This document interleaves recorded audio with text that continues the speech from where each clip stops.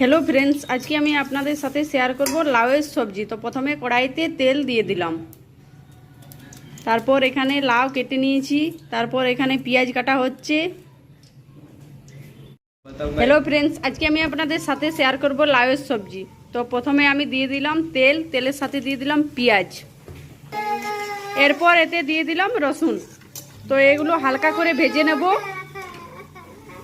এরপর দিয়ে দিলাম মশলা, আর ধনে কুটা, জিরে কুটা, লঙ্কা কুটা, হলুদ, নুন একসাথে সব দিয়ে দিলাম। তারপর এগুলো হালকা করে ভেজে নিচ্ছি। তারপর কিছু পরিমাণ মতো দিয়ে দিলাম জল।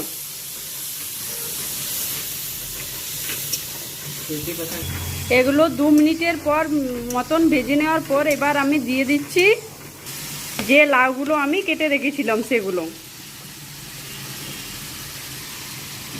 এবার এটা হালকা হালকা করে ভেজে নেব।